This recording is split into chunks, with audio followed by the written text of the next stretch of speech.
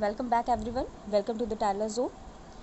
Today we will complete this topic समाज सुधार आंदोलन, जिसे सामाजिक धार्मिक सुधार आंदोलन भी कहते हैं। प्रीवियस वीडियोस में मैंने 3 पार्ट दे दिया है इसका, आज चौथा पार्ट है। जिन्होंने नहीं देखा उसे ज़रूर देख लें, उसका लिंक इस वीडियो के डिस्क्रिप्शन में आप लोग को मिल जाएगा। तो इस टॉपिक के अंतर्गत आज हम लोग कुछ प्रथाएं पढ़ेंगे और उसको समाप्त करने या सुधारने के लिए जो अधिनियम चलाए गए हैं उनके बारे में और उनसे जुड़े हुए समाज सुधारकों के बारे में पढ़ा जाएगा। तो एक बार देख लेते हैं कि क्या कौन कौन से टॉपिक्स हैं।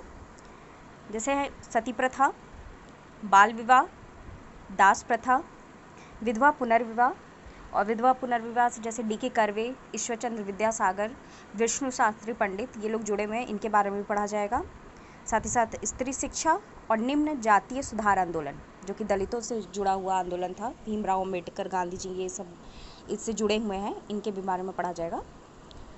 तो शुरू करते हैं। आज का पहला क्वेश्चन है, सती प्रथा के विरुद्ध कानून कब और किस गवर्नर जनरल के समय बना? तो आंसर होगा लॉर्ड विलियम बेंटिंग, जिसने 1829 में सती प्रथा के विरुद्ध कानून बनाया था। और इस कानून को बनाने में प्रमुख भूमिका राजा राम मोहन की थी। राजा राम मोहन रॉय ने अपनी पत्रिका संवाद कौमुदी, मैंने पहले बताया है कि ये पत्रिका इनकी बहुत ही इम्पॉर्टेंट है और काफ़ी सारे एग्ज़ाम में ये पूछा गया है। इसी पत्रिका के सहयोग से उन्होंने सती प्रथा का विरोध किया था, तो याद रखिएगा। और सती प्रथा के बारे में एक बहुत इंपॉर्टेंट फैक्ट ये होता है कि किसने सती प्रथा का समर्थन किया, क्योंकि ये एक अच्छी प्रथा तो थी नहीं, पर फिर भी राधाकांत देव, जो कि धर्म सभा से जुड़े एक व्यक्ति थे, उन्होंने सती प्रथा का समर्थन किया। तो ये फैक्ट इंपॉर्टेंट बन जाता है, ध्यान रखिएगा। सेकंड क्वेश्चन है, नर बलि किस गवर्नर जनरल ने समाप्त किया? तो गवर्नर जनरल लॉर्ड हार्डिंग ने नर बलि को समाप्त किया। और लॉर्ड हार्डिंग का जो शासनकाल था वो 1844 से 48 ईस्वी तक था। 1845 ईस्वी में कैंपबेल के सहयोग से लॉर्ड हार्डिंग ने नर बलि को समाप्त किया था। थर्ड क्वेश्चन शिशु हत्या से रिलेटेड है। शिशु हत्या का सर्वप्रथम विरोध किसने किया? ध्यान रखिएगा, सर्वप्रथम पूछा है, तो इसका आंसर होगा जोनाथन डंकन। दरअसल शिशु हत्या का तात्पर्य कन्या हत्या से होता था और ये मुख्यतः राजपूतों और बंगालियों में प्रचलित था। जब घर में कन्या पैदा होती थी तो उसे मतलब शुभ न मानते हुए उसकी हत्या कर दी जाती थी। और इस क्रूर प्रथा का सर्वप्रथम विरोध जोनाथन डंकन ने किया, जो कि बनारस के अंग्रेज़ रेजिडेंट थे। और इस क्रूर प्रथा को बाद में ख़त्म करने के लिए कई सारे कानून बने, जिनमें कि 1795 में जब जॉन शोर का टाइम था, गवर्नर जनरल था तब, और 1804 में वेलेस्ली के टाइम इसके विरुद्ध कानून बनाया गया था। तो सर्वप्रथम विरोध में याद रखिएगा जोनाथन डंकन थे, जिन्होंने शिशु हत्या का विरोध किया था। फोर्थ क्वेश्चन हिंदू विधवा पुनर्विवाह अधिनियम से रिलेटेड है, मोस्ट इंपॉर्टेंट क्वेश्चन है। यह अधिनियम कब पारित हुआ? आंसर है 1856 ईस्वी, 1856 ईस्वी में। और इस अधिनियम को पारित करने में सर्वप्रथम प्रयास और सर्वप्रथम जो सहायता की वो ईश्वरचंद्र विद्यासागर ने की थी। इन्हीं के प्रयासों से हिंदू विधवा पुनर्विवाह अधिनियम लागू हो पाया। ईश्वरचंद्र विद्यासागर की बात की जाए तो ये कलकत्ता संस्कृत कॉलेज के अध्यापक थे और इन्होंने विधवा पुनर्विवाह या स्त्री शिक्षा पे काफ़ी ज़्यादा जोर दिया।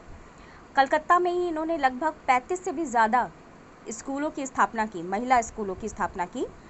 और इन्हीं के देखरेख में प्रथम विधवा विवाह भी संपन्न हुआ था। जब यह अधिनियम पारित हुआ तो इस समय गवर्नर जनरल लॉर्ड डलहौजी था। 1848 से 56 उसका शासनकाल, याद रखिएगा। और इसी के बाद ही लॉर्ड कैनिंग आता है। एक संघ है विधवा पुनर्विवाह संघ, विडो रीमैरिज एसोसिएशन। इसकी स्थापना विष्णु शास्त्री पंडित ने की थी। इंपॉर्टेंट है, याद रखिएगा। ये क्वेश्चन मैंने इसलिए यहाँ इस पॉइंट को लिखा है क्योंकि विधवा पुनर्विवाह अधिनियम आए, एक्ट आए, तो उससे जुड़े इंसान है ईश्वरचंद्र विद्यासागर, पर यदि संघ आता है, एसोसिएशन, तो उससे जुड़े इंसान है विष्णु शास्त्री पंडित। तो कन्फ्यूजन ना क्रिएट करिएगा, इसको क्लियर कर लीजिए। फिफ्थ क्वेश्चन है, प्रथम महिला विश्वविद्यालय किसने खोला?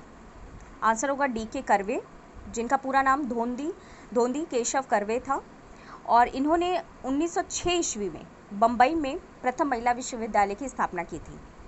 D.K. कर्वे जो थे वो भी विधवा पुनर्विवाह हुआ, स्त्री शिक्षा हुआ, इन सब पे काफ़ी जोर देते थे, और इन्होंने स्वयं भी एक विधवा से विवाह किया था 1853 ईस्वी में, और 1899 ईस्वी में पूना, ये महाराष्ट्र क्षेत्र से रिलेटेड थे, तो इन्होंने पूना में ही विधवा आश्रम संघ, याद रखिएगा, विधवा आश्रम संघ की भी स्थापना की थी।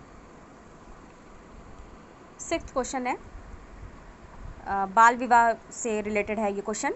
सहमति आयु अधिनियम, जिसको सम्मति या सहमति दोनों ही बोलते हैं, एज ऑफ कॉन्सेंट एक्ट कब और किसने पारित किया?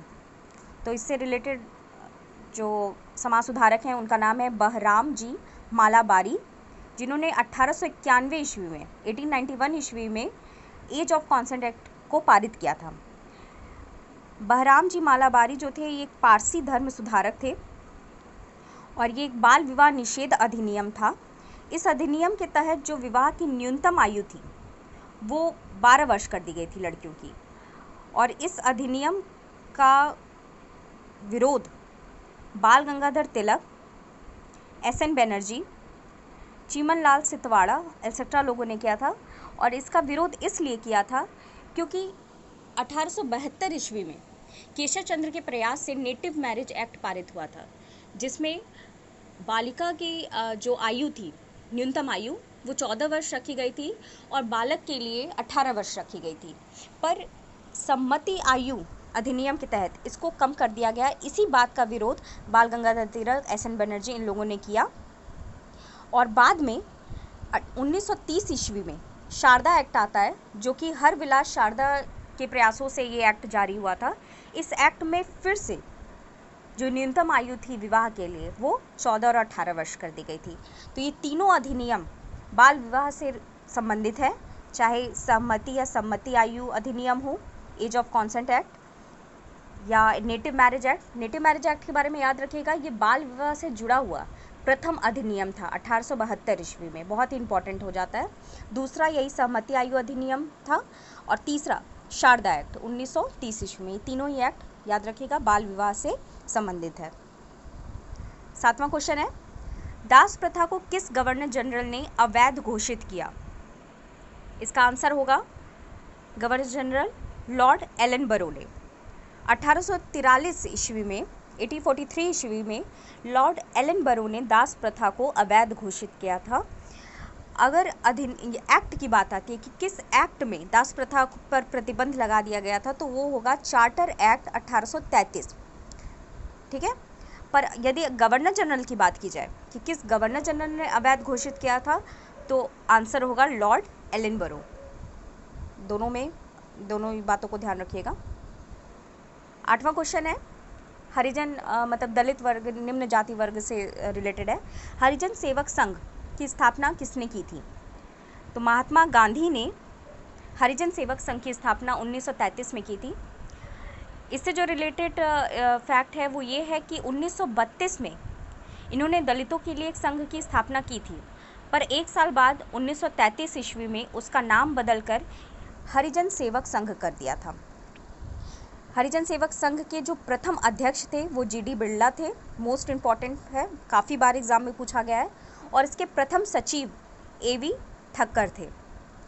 महात्मा गांधी ने हरिजनों के उत्थान के लिए और के लिए कई पत्रिका भी चलाई, जिसका हरिजन पत्रिका नाम था। हरिजन शब्द का प्रयोग किया निम्न जाति वर्गों या दलितों के लिए। साथ ही साथ हरिजन यात्रा भी शुरू की, जो कि लगभग 20,000 किलोमीटर की लंबी यात्रा थी, और इसका मैंने समय यहाँ लिखा है कि नवंबर 1933 से अगस्त 1934 ईस्वी तक ये यात्रा इन्होंने जारी रखा था। एक क्वेश्चन बनता है आदिवासी शब्द से, यहाँ हरिजन शब्द था इसलिए मैंने ये पॉइंट यहाँ इंक्लूड कर दिया है। आदिवासी शब्द का अगर क्वेश्चन बनता है कि कौन यूज़ करता था, तो ठक्कर बप्पा ने सबसे पहले यूज़ किया था, और हरिजन शब्द का प्रयोग महात्मा गांधी ने किया था, याद रखिएगा। 9th क्वेश्चन है, इम्पॉर्टेंट है। 1924 ईस्वी में बहिष्कृत हितकारिणी सभा जिसको इंग्लिश में all India depressed class association कहते हैं, की स्थापना किसने की? तो इस एसोसिएशन या संघ की स्थापना भीमराव अंबेडकर ने किया था।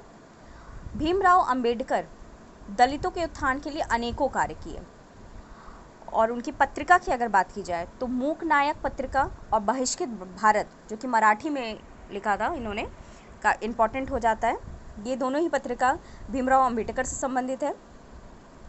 यहाँ मैंने उनके जीवन में होने वाली जो प्रमुख घटनाएं हैं, जो जिनसे क्वेश्चन बनते हैं एग्ज़ाम में, उसको सीरीज़ से लिखा है, देख लीजिएगा। जैसे कि 1936 में इन्होंने इंडिपेंडेंट लेबर पार्टी की स्थापना की थी, भीमराव अंबेडकर ने।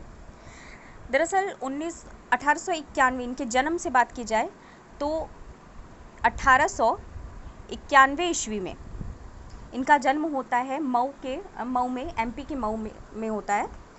और 1923 ईस्वी में ये कोलंबिया यूनिवर्सिटी से पढ़कर आते हैं, भारत में बैरिस्टर बनते हैं। 1930 ईस्वी में ये भारत में राजनीति को ज्वाइन करते हैं, और 1930 में राजनीति में शामिल होने के साथ ही साथ तीनों गोलमेज सम्मेलन में भी ये शामिल होते हैं। ये क्वेश्चन बनता है कि तीनों गोलमेज सम्मेलन में भारत से कौन शामिल था? तो भीमराव अंबेडकर होते हैं 1930, 1931 और 1932 ईस्वी में। उसी के साथ ही साथ 1936 ईस्वी में इन्होंने इंडिपेंडेंट लेबर पार्टी की स्थापना की। 1942 ईस्वी में वायसराय परिषद में इनको श्रम सदस्य के रूप में चुना गया। 1947 जब संविधान बन गया, संविधान सभा का निर्माण हो गया, तो इन्हें प्रथम कानून मंत्री बनाया गया। इम्पॉर्टेंट है, प्रथम कानून मंत्री ये थे भारत के। और 1956 में इनकी मृत्यु होती है, और सबसे मुख्य तथ्य ये बनता है कि मृत्यु के पहले इन्होंने बौद्ध धर्म अपना लिया था। दरअसल 1935 ईस्वी में ही इन्होंने ये कहा था कि मैं हिंदू धर्म में रहते हुए, हिंदू धर्म को अपनाते हुए मृत्यु नहीं प्राप्त करना चाहता, और इसका इन्होंने मतलब इस बात को इन्होंने फॉलो भी किया और बौद्ध धर्म को अपनाया। तो ये सारे ही जितने भी फैक्ट हैं इसे ध्यान रखिएगा, सभी एग्ज़ाम में पूछे गए हैं। 10वां क्वेश्चन है, सत्यशोधक समाज की स्थापना किसने की? तो इससे जुड़े व्यक्ति हैं ज्योतिबा फुले। 1873 ईस्वी में सत्यशोधक समाज की इन्होंने स्थापना की।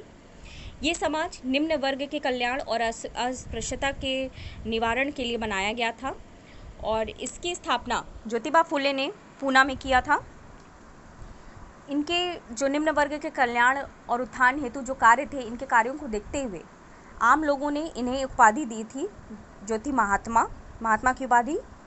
और ज्योतिबा फुले से जुड़ी पत्रिका है गुलामगिरी, इशारा, दीन बंधु और कैफियत, जिसमें से गुलामगिरी मोस्ट इम्पॉर्टेंट है।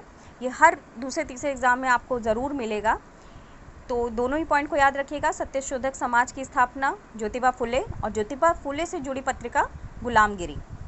ठीक है, तो इसी के साथ आज का वीडियो एंड होता है।